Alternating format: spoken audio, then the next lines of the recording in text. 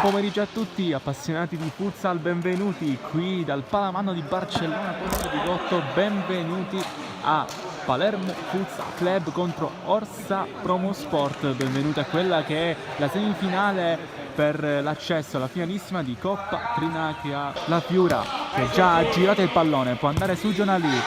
vede Gennaro, appoggia il tiro da parte di Chimmici, la parata, la risposta da parte di Chillari, invece lontano e sbaglia in questa occasione, può andare Gennaro che apre dalle parti della Fiura, fermato un'altra volta, aspetta un pochettino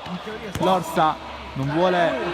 correre più di tanto, sbaglia però nel primo tentativo di verticalizzazione, riprende palla subito Torre, esterno della rete, fa la sponda per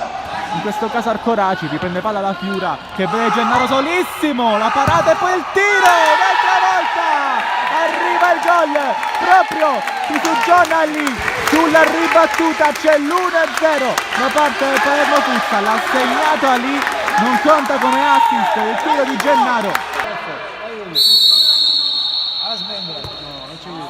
Sbaglia però qui Chimmici, attenzione alla parte di contropiede con Blasco fermato e poi qua bravissimo un'altra volta per Di Chizzi. Fiura, Chimmici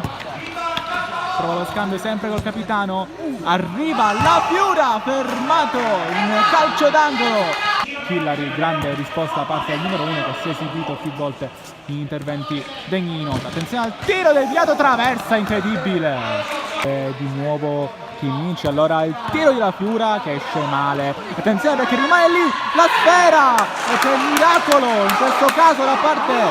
di Chillari, anzi no, ancora Chimmici che vede Leto, il tiro però viene un'altra volta prontamente bloccato. Chimmici recupera palla Previti, attenzione ancora al pallone buono per Salamita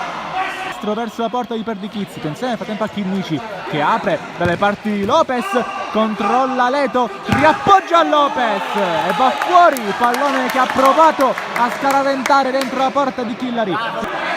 La Fiura ha comunque un po' di angolo per cercare la porta, va il 9, colpisce proprio Chillari.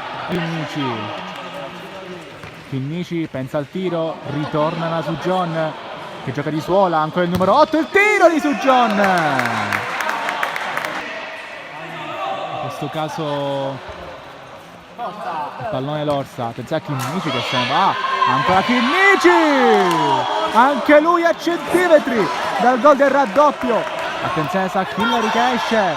fallo di mano non fischiato, c'è vantaggio perché pallone ancora buono per l'Orsa che può andare sempre con Salamita che riesce nella giocata, riesce anche nel tiro, mani nei capelli per Salamita, già scoccato, due conclusioni pericolose verso la porta di Perdichizzi, una